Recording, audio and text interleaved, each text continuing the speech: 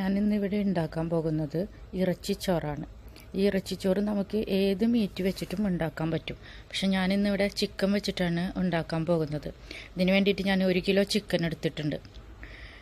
ആദ്യം ഈ ചിക്കൻ ഒന്ന് വേവിക്കണം. അതിനുവേണ്ട ഇൻഗ്രീഡിയൻസ് എന്താണെന്ന് വെച്ചാൽ 3 സബോള ചെറുതായി അരിഞ്ഞത്, പിന്നെ തക്കാളി വേണം 2 എണ്ണം അരിഞ്ഞ തക്കാളി,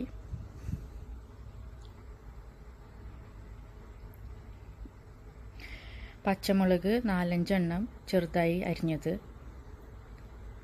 ഇഞ്ചി വെളുത്തുള്ളി പേസ്റ്റ് 1 ടീസ്പൂൺ, കൊറിയാൻഡർ ലീവ്സ് കുറച്ച്,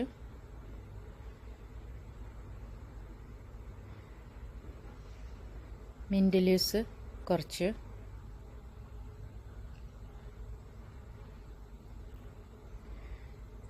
മഞ്ഞൾപ്പൊടി 1/4 ടീസ്പൂൺ, മുളക് പൊടി 1 ടീസ്പൂൺ, മല്ലിപ്പൊടി 2 ടീസ്പൂൺ,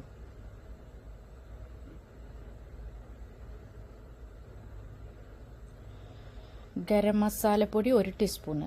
ഇത് നമുക്ക് മീറ്റ് മസാല വാങ്ങിയിട്ടും ചെയ്യാം, വീട്ടിൽ പൊടിക്കുന്ന മസാല പൗഡർ എടുക്കുകയും ചെയ്യാം. ഇത് ഞാൻ മീറ്റ് മസാല വാങ്ങിയിട്ടാണ് ചെയ്തിട്ടുള്ളത്. നിങ്ങൾക്ക് ഗരം മസാല പൗഡർ വീട്ടിൽ പൊടിച്ച് വെക്കുകയാണെങ്കിൽ അതും യൂസ് ചെയ്യാം. തൈര് 1 ടീസ്പൂൺ, ഉപ്പ് പാകത്തിന്. അപ്പോൾ നിങ്ങളുടെ ടേസ്റ്റ് അനുസരിച്ച് പാകത്തിന് ആഡ് ചെയ്യാം.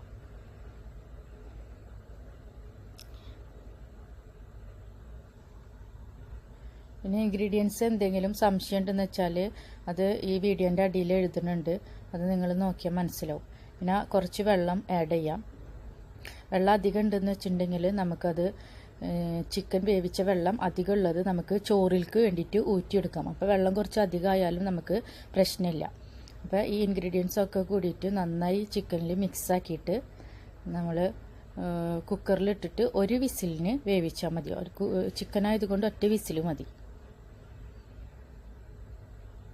അപ്പോൾ ചിക്കൻ വെന്തിട്ടുണ്ട്.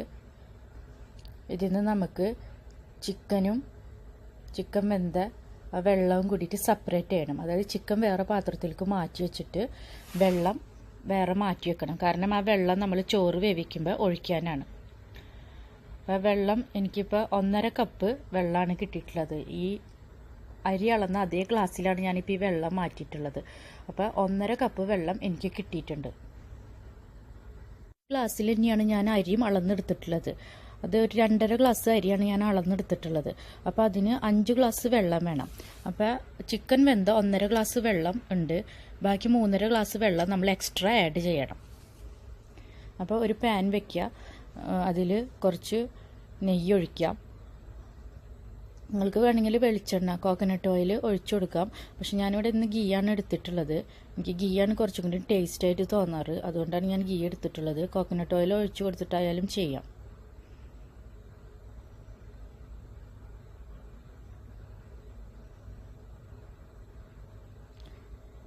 ഇതിലേക്ക് നമ്മൾ നന്നായി മുറിച്ച് വെച്ച സബോള ആഡ് ചെയ്യണം. എന്നിട്ട് അതൊന്ന് വഴറ്റിയെടുക്കണം.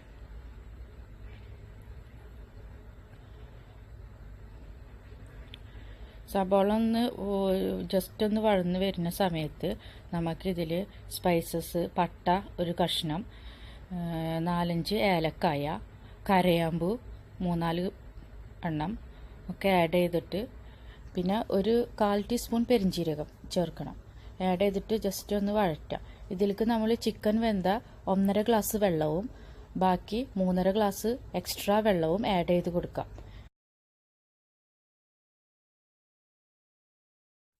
വെള്ളം തിളച്ച് വരുന്ന സമയത്ത് നമുക്ക് ഇതിലേക്ക് ഒരു ചെറുനാരങ്ങ പിഴിഞ്ഞൊഴിക്കാം. പിന്നെ ഈ ടൈമിൽ നമ്മൾ ഉപ്പ് നോക്കിയിട്ട് ഉപ്പ് കുറവാണെങ്കിൽ ഉപ്പ് ആഡ് ചെയ്യണം. കാരണം ചിക്കൻ വെന്തപ്പോൾ നമ്മൾ ഓൾറെഡി ഉപ്പ് ഇട്ടിട്ടാണ് വേവിച്ചിട്ടുള്ളത്. അപ്പോൾ ഉപ്പ് നോക്കിയിട്ട് വേണം ആഡ് ചെയ്യാൻ. പിന്നെ അരമണിക്കൂർ ഇതിലേക്ക് നമ്മൾ റൈസ് ആഡ് ചെയ്ത് കൊടുക്കുകയാണ്. അരമണിക്കൂർ സോക്ക് ചെയ്ത് വെച്ച ടിൽഡയുടെ മസുബതി റൈസാണ് ഞാനിവിടെ എടുത്തിട്ടുള്ളത്. അത് നിങ്ങൾ വയനാടൻ കൈമയാണെങ്കിൽ നിങ്ങളത് സോക്ക് ചെയ്യേണ്ട കാര്യമില്ല. സോക്ക് ചെയ്യാണ്ട് തന്നെ നമുക്ക് ഡയറക്റ്റായിട്ട് ആഡ് ചെയ്യാൻ പറ്റും. ബസ്മതി റൈസ് ആയതുകൊണ്ട് ഞാൻ സോക്ക് ചെയ്തത്. ഇതിലേക്ക് നമ്മൾ അരി ഇട്ടിട്ട് ഈ വെള്ളം ഒന്ന് തിളയ്ക്കാൻ വെയിറ്റ് ചെയ്ത് നിൽക്കാം. ഈ വെള്ളം ഒന്ന് വറ്റി തുടങ്ങണമെന്ന് കാണുമ്പോൾ നമ്മൾ ഇതൊന്ന് മൂടി വെച്ചിട്ട് വേണം വേവിക്കാനായിട്ട്. അപ്പോൾ വെള്ളം ഒന്ന് വറ്റി തുടങ്ങിയിട്ടുണ്ട്. അപ്പോൾ നമ്മൾ ചെറിയ തീയിലാക്കിയിട്ട് നമ്മൾ മേലെ ഒരു അലുമിനിയം ഫോയിൽ കൊണ്ട് കവർ ചെയ്യും. അത് ചൂടൊന്നും പുറത്ത് പോകാണ്ടിരിക്കാനാണ്.